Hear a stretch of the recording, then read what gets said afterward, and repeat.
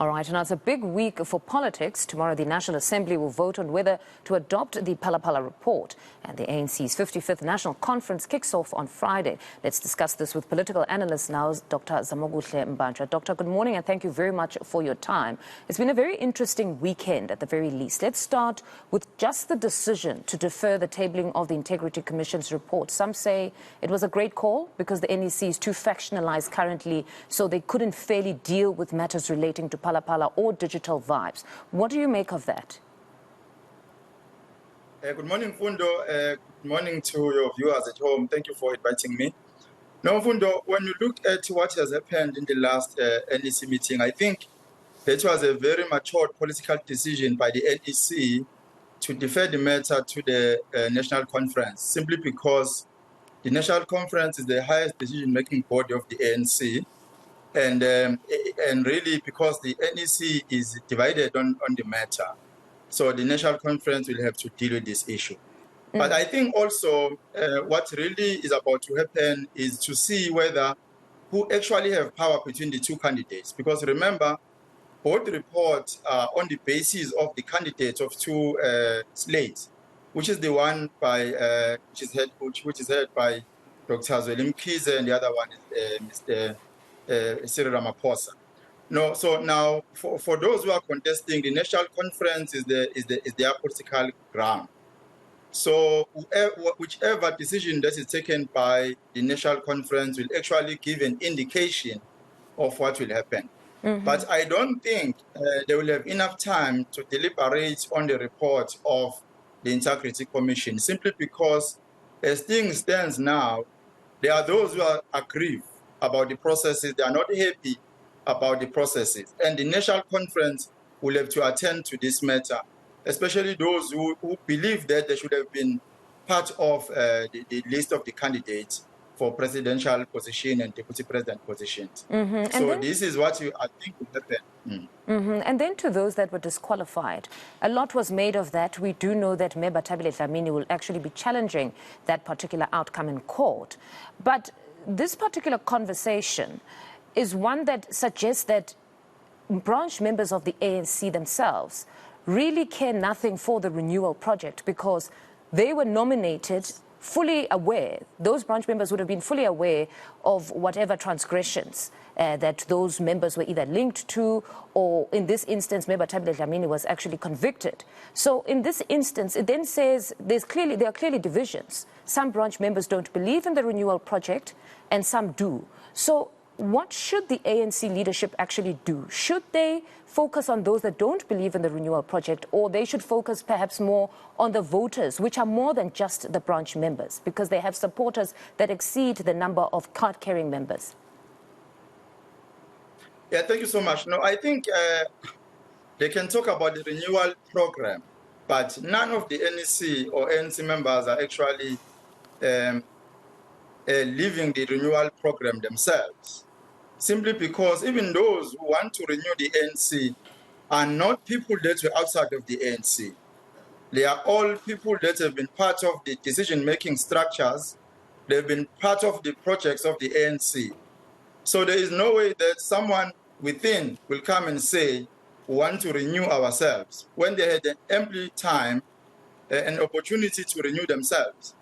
Well, Fundo, if maybe there was someone outside of the structures who have never been in the leadership position who vowed to say, I want to renew the ANC, maybe for me it was going to be genuine. But people who have been in the structures for the past 10, 15 years, who claim to renew the ANC today, why they failed to renew the ANC in the past 10, 15 years?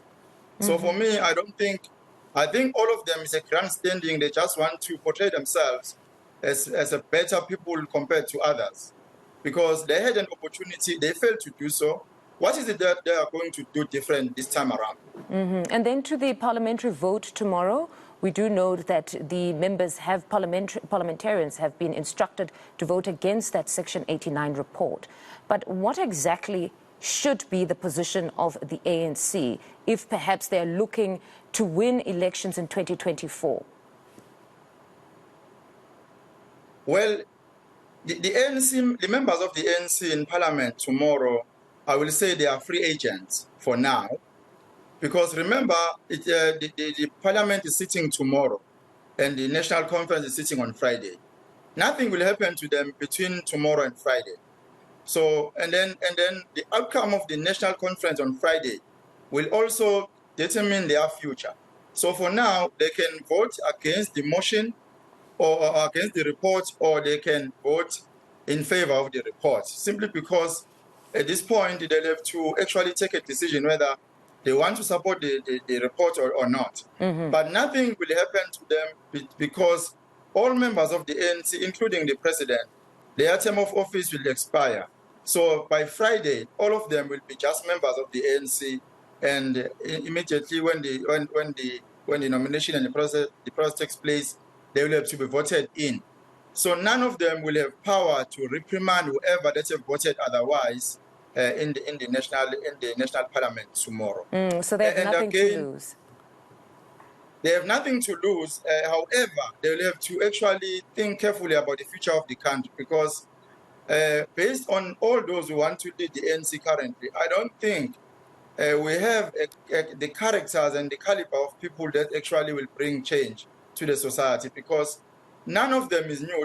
All of them have been part and parcel of the structures of the ANC, and they've not made any difference while they are leading in the NEC. Doctor, that was actually going to be, apologies for interjecting, that was going to be my next question about the kind of leadership that needs to emerge at the conference this Friday if they are to win elections in 2024 for their future as the African National Congress. What kind of leadership needs to emerge? Well, I'm saying, firstly, on Friday, I say it's a memorial service of the ANC this Friday, because actually the ANC know exactly what to do, but they don't do what they should be doing. And I'm referring to your question that the type of leaders or the character of leaders that are required. The ANC do not want people, do not need people that will only care for themselves and their friends, but the ANC will have to appear to the community and actually be intentional about their manifesto. Because if the ANC really care about the people on the ground, look at the manifesto that they had 5 years ago, and the elections will take place in 2024. And look at the delivery of the promises that they've made to the people.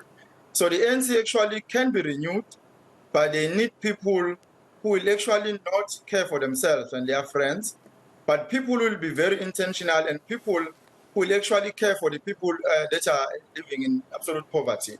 Because people that are living in rural areas, informal settlement, their living conditions are very bad. And leaders are able to visit all those people when they are campaigning. But immediately when they are elected into power, they don't care about them. They don't even care whether the leadership at a local government level actually deliver towards the needs of the people or not.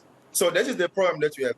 I think there are people in the ANC who have a good character, people who are able to actually think for the people on the ground, but they are being suffocated by those who actually don't care about the needs of the people. So I think that's where the problem is.